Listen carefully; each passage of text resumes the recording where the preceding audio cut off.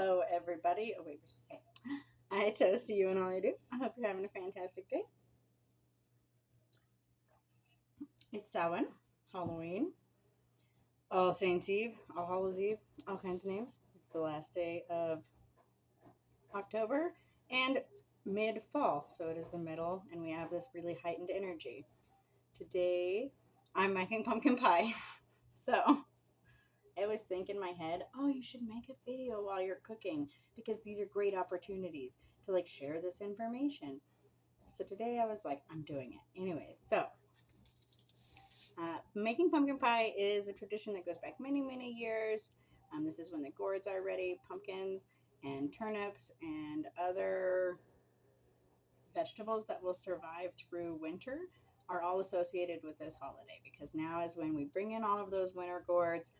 We bring in our squash, which I have in the oven baking. We dig out, make sure all of our potatoes are dug. In most places, they should have already been dug. The ground's kind of cold now.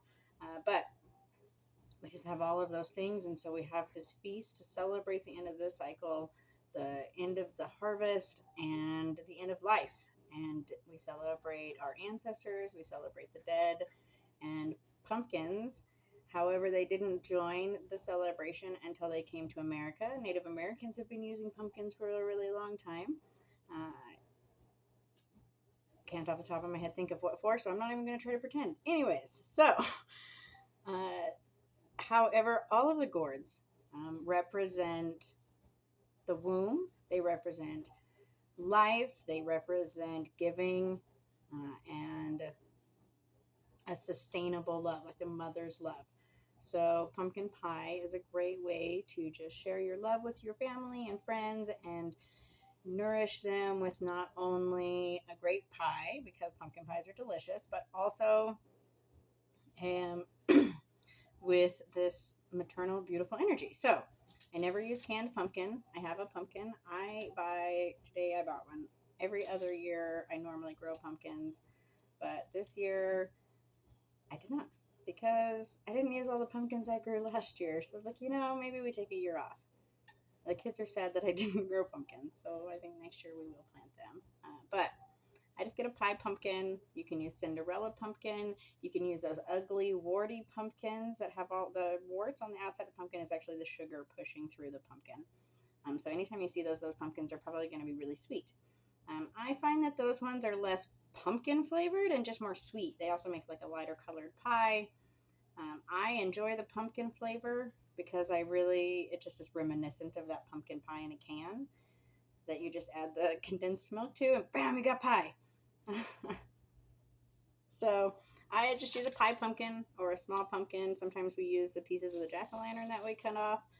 It just, whatever it is, I bake it at 350 until it's soft. Like this is a squish, squish, squish. Anyway, so now I am peeling the pumpkin.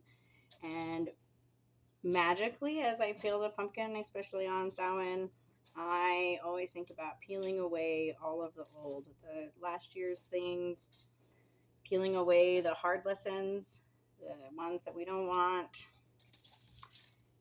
to carry anymore because we've learned from them and we're ready to move on. Oh, my whole pumpkin came open. I wish, well, you could not look at me. You could look at what I was doing. Here we go. Bam. So, I pull away the pumpkin peel. And as I do, I pull away all of the things from year before and years before that to release and let new arrive. I got several spoons apparently. Take all the seeds out and put them into a dish.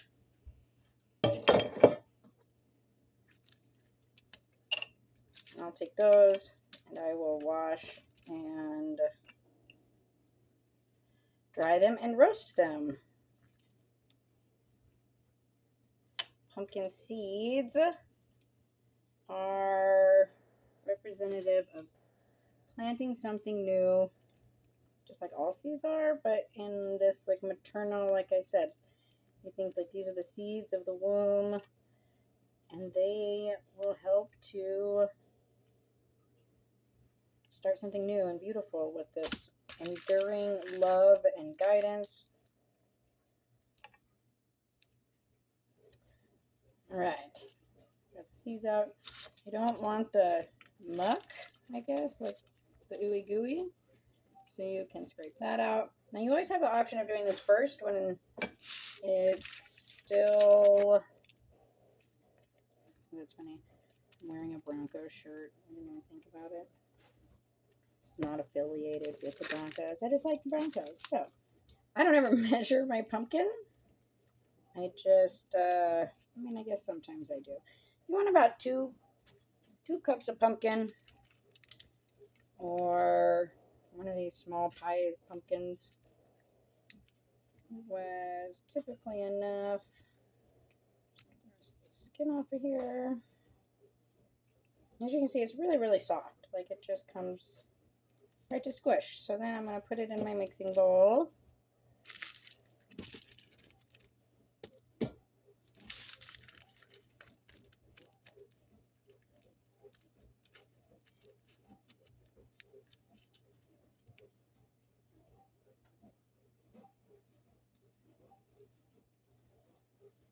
And I do not also use condensed milk.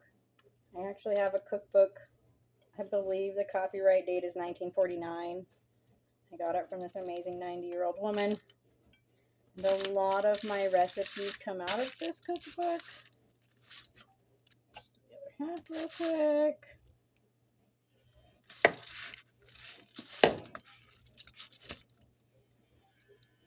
But it's not much harder than just adding condensed milk and a couple eggs, because it's just you can add sugar and heavy whipping cream instead. So that way you're using less processed items and it'll be delicious. So I will set aside the seeds, throw away the pumpkin peel, wash up a little. Okay, so then I've got my bowl of pumpkin. It's not that mushed.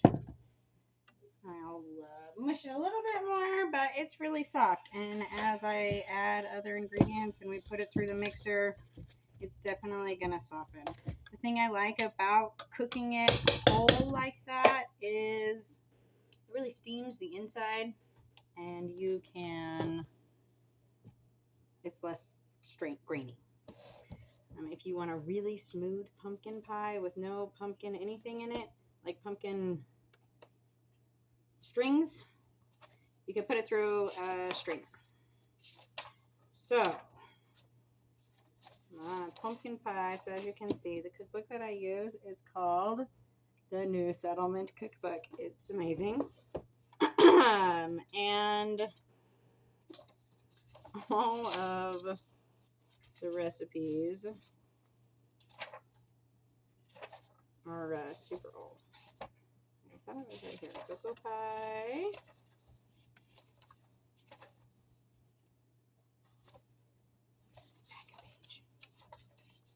All right, so for a good pumpkin pie, we are going to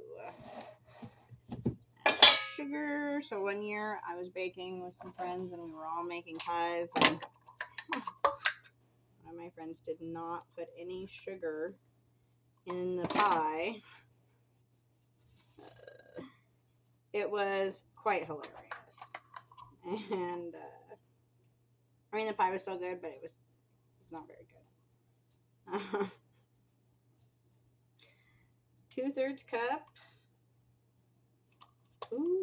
cup of packed brown sugar. I also watched a video the other day. If you don't have any brown sugar and you need to make brown sugar, you take some white sugar. And she did like a cup of white sugar and a teaspoon of molasses. And then she just massaged it in the bag until it was brown sugar. It was amazing. So don't fret if you don't have brown sugar. 2/3 cup, and then a teaspoon of salt. I do a lot of cooking, so I really did just pour out a teaspoon of salt, I promise. My sisters are always like, you don't ever measure anything. I don't think you even use a recipe. And I used to use recipes. I still use recipes. I'm using a recipe right now. There are things that you have written down, and there are a lot of things that I just bake a lot. So you can kind of decide where you go from here. Some people don't like the cinnamon. Some people don't like the nutmeg.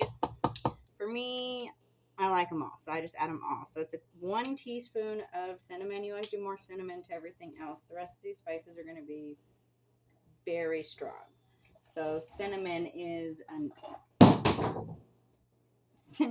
a spice that brings more energy, makes your energy longer lasting. It's a very fiery energy.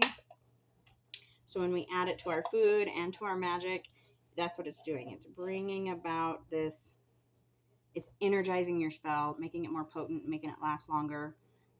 And as we add it to our food and we think about that in that, it helps to make our food more potent for our energy.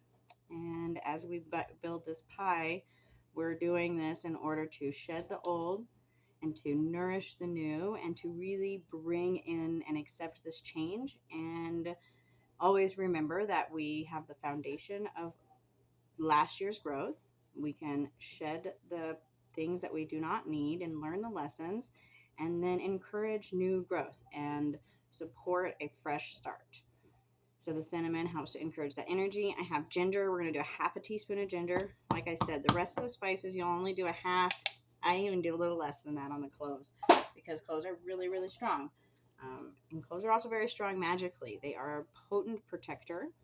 So this helps to protect our loved ones and also give strength and prosperity and really encourage this very strong, again, fiery energy. These are all very fiery things that we're adding to our very earthy pumpkin to kind of balance out that earth and fire. We want to warm the earth and encourage that blossoming energy and help keep us warm throughout the winter and support a healthy fire that's not raging crazy everywhere, which are my favorite kind, by the way. Cloves, ginger, and then I'm going to do a touch of nutmeg.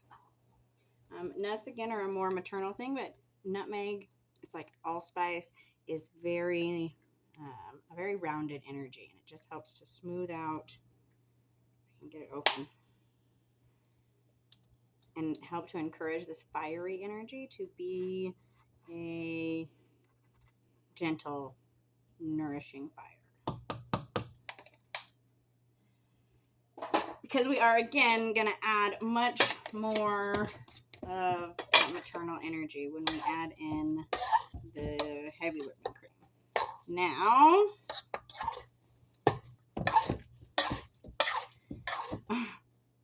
the light just came on. The lights in my kitchen only work when they want to work. I'm just going to smush this up a little bit more. Dang, I have an idea. Oh, I missed a piece of pumpkin peel. All right. So now it smells like pumpkin pie. It smells amazing. Yes. That's one of my favorite smells in the whole world. So then we're going to add our heavy whipping cream. And my husband is lactose intolerant. So I'm going to use a lactose-free milk. You could also use an almond milk. The heavy whipping cream is not. Heavy whipping cream also, though, does not have as much of the sugar in it. So if what you're allergic to in the milk is the sugars, heavy whipping cream is not very sweet. It's just mostly the fats. And I swear I better measure.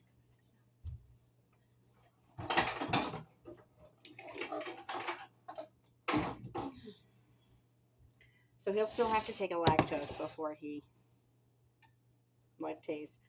takes this. We got a half a cup of cream. And I always play the cream half a little heavier because I like my pie good and thick.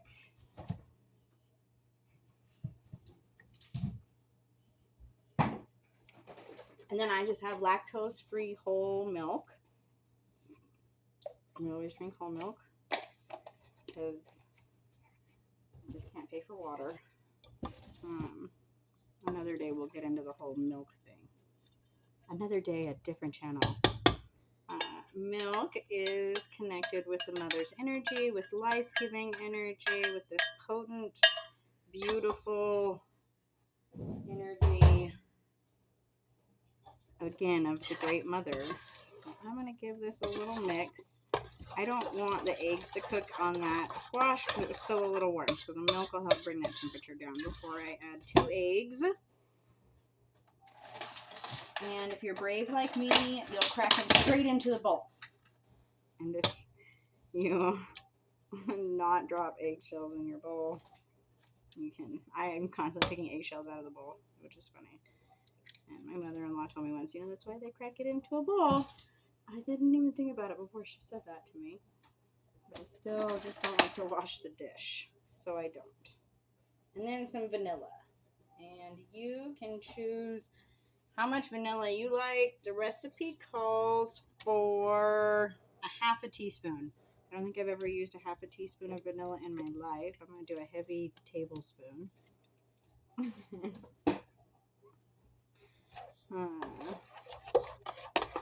Give it a quick mix.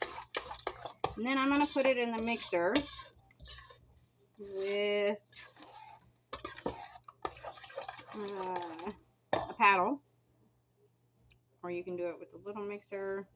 And I'm going to do that not with all this. So we'll pause the video. I'll be right back with some well-mixed pie filling. And I just thought about it. I made the pie crust earlier, which is 2 cups of flour, 1.5 cups of butter, and I use lactose-free butters, and a teaspoon of salt, a teaspoon of baking powder, and then I mix a tablespoon of water and a tablespoon of vinegar and ice. And then I just pour a little bit into the food processor as I mix it with the butter, flour, everything else mixture until it starts to come just barely together.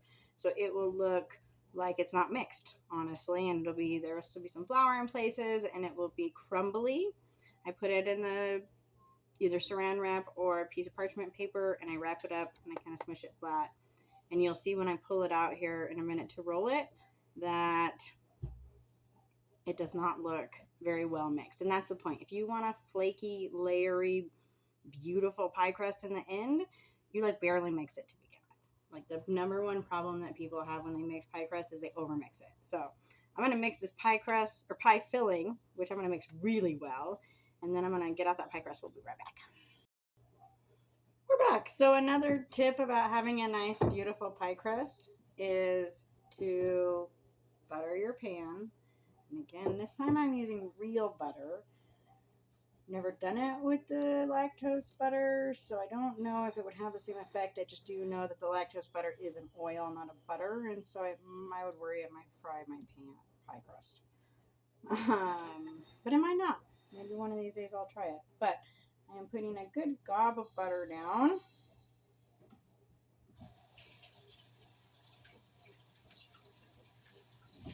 And to make sure it does not stick, you will flour it generously. So I just put the flour in the pan, you shake it up, and over the trash can I will rotate it until, give it a little tap, it looks like that, and it's very dusty. So tap, tap, tap, tap, dump that out. Doesn't have to be perfect. Again, for a really nice pie crust, all of the happenings up to this point actually don't look very nice. So, pull out my pie crust. Grab my rolls. There it is. Sorry, rolls. I have rolls rising in the refrigerator, and I just grabbed them like they were pie crust. Just squishy. Alright, so let me move you down. As I unwrap this, you shall see It does not, it's very floury, it's very crumbly, there's pieces everywhere. That's fine. It's exactly how we want it to be. So I do it on the parchment paper because it makes it easy to roll and clean up. Okay. So this is a French rolling pin. If you don't own a rolling pin and you're going to go out and buy one like this. I promise you will forever thank me when you're rolling out anything. This, let me rotate a little. You can see I have very little counter space here.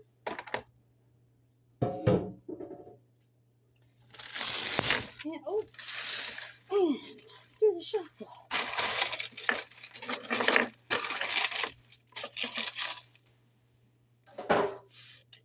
And then we'll roll this out. And again, it's really crumbly. It does not stay together very well. And that is okay. You really don't want it to be very moist.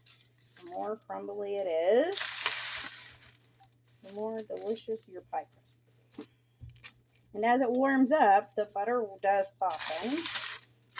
And it ends up kind of coming together better. So I'll just keep flipping it. So it stays together.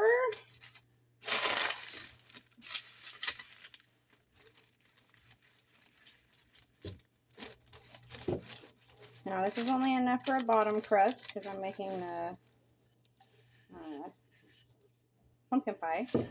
But if you are making a fruit pie, this pie crust also works. And you just double the recipe.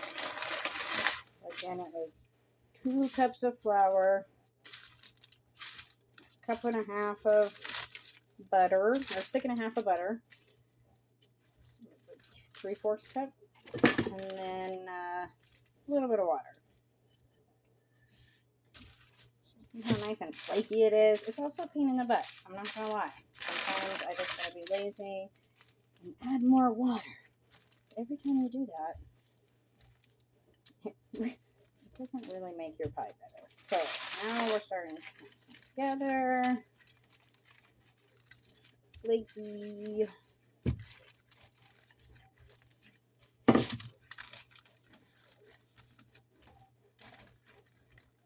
And so I also use the parchment paper because it makes it easier for me to rotate my crust without having to pick it up.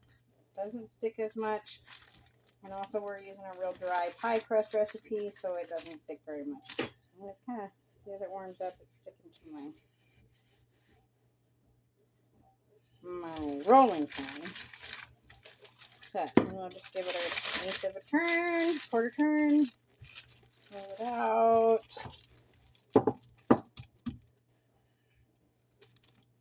Stick the pieces that stick on the edges. Rotate, roll it out. Always go all the way to the end and work your way out, not in. So you don't want to start on this end and roll all the way that way. You start in the middle and you work your way out and you pick a direction, push it all the way that way.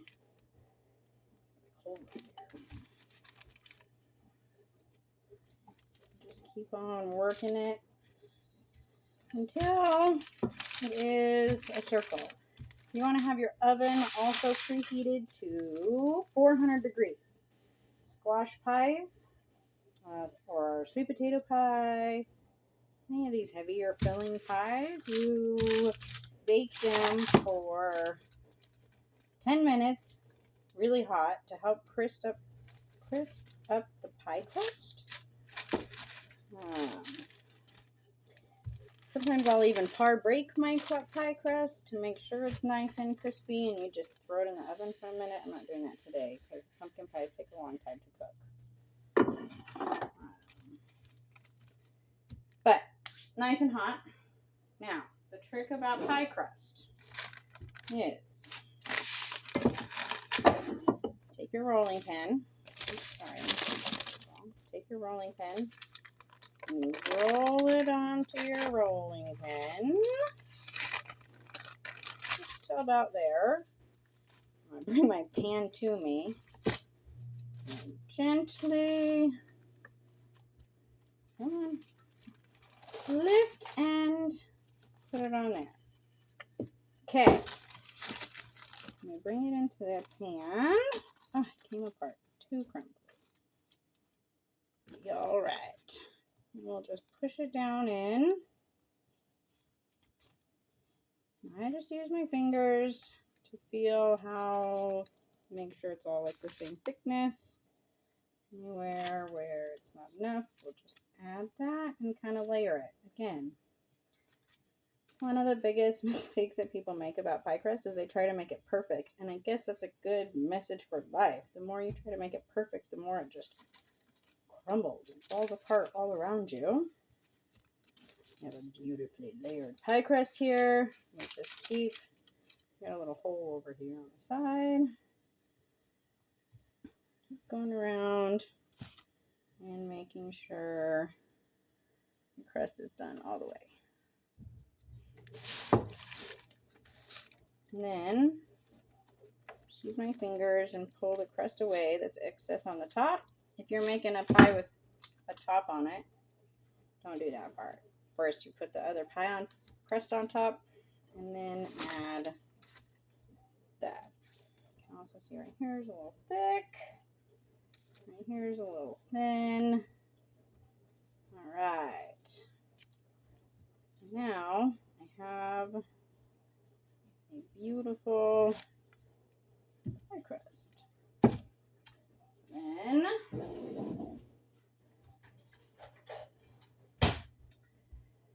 just to give it a little space so that our pie crust does not bubble up, you want to poke some holes in the bottom, but not a lot. So you just use a fork. We're just trying to get air through, not pumpkin pie filling.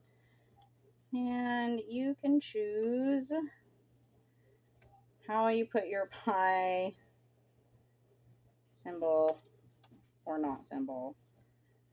You know, most people just poke the pie, but I add a pentagram with a star. It's already a circle.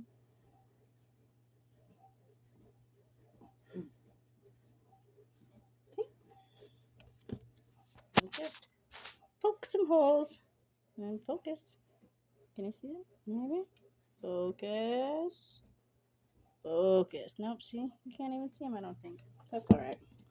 I made a star. Let's go like this. Huzzah, there you go. Now you can see the star. Then, I'll throw this on again. Just a second.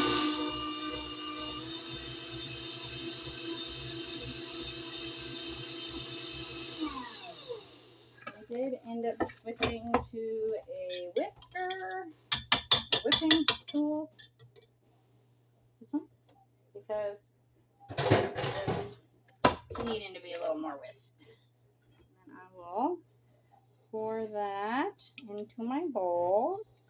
So you can see there are a little bit of pumpkin chunks in mine. And that's okay. If you want yours perfectly smooth, you just run it through a sifter or a mesh strainer. And now, the next tip that I have for you about making pies in general is to not just put the pie in the oven like that.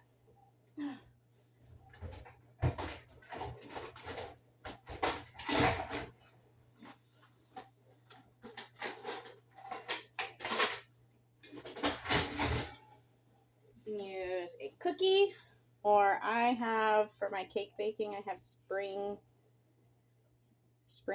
loaded pans with these nice little bottoms on them. So, that, oh, it's too full. Dang it, you know, every once in a while you just fill your pie too much. You have to make sure that our plate is not overflowing. One of those lessons that I have to learn all the time. Because I'm always magically cooking, I often get funny lessons in my cooking. Like that. Alright, I just took out like a half a cup of filling because it was a little too full. Now, I'm going to put it on the oven in the bottom rack. And I'm going to bake it for